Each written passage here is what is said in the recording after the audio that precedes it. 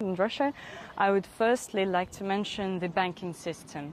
So first of all, many major Russian banks got disconnected from the SWIFT program, so we could not transmit money using SWIFT. This interrupted major economic flows and resulted in shattering the banking system. Secondly, the assets that Russian people had in Western banks, they all got freezed. So Russian banks could not use the deposits of the Russian people in some Switzerland or in France, say, because the world community decided to cut us off. So we have now began to struggle with buying some kind of products, especially if the product is an international one. I mean, if it is a foreign one. This goes to ordinary people and to businesses too. Small and medium-sized businesses, they struggled to pay for international goods. They struggled to find ways to get international goods. The next vital part of our everyday life is the social media, of course. So some platforms got banned because of the US restrictions, because of the US tariffs. So as an answer to that, Russian government banned all Meta products.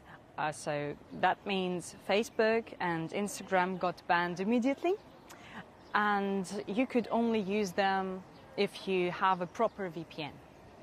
So there was a surge in VPN usage. YouTube is a huge platform where we entertain ourselves, where we can learn, get some new things, get some new knowledge, and just relax. And you can yourself be a blogger and get ads and get paid for them.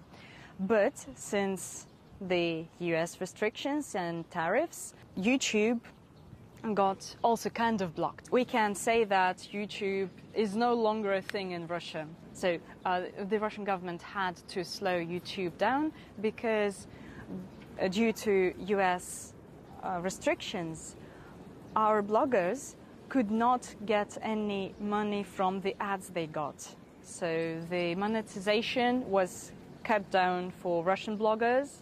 When I was packing my stuff to go to China to study here at BSO, I wanted to get some kind of money, so some yuan, to have them in cash. And of course, I did face some problems with the banking system. US tariffs resulted in great difficulties for Russia and for the whole world, basically. It interrupted in the financial and political processes, and even had an impact on the students, on the international studies programs, which is, as we think, is always a no.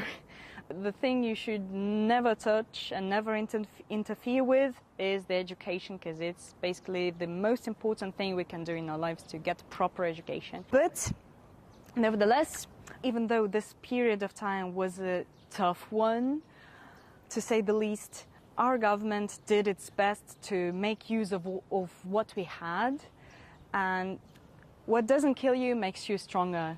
So we grew stronger, I guess, in these couple of years.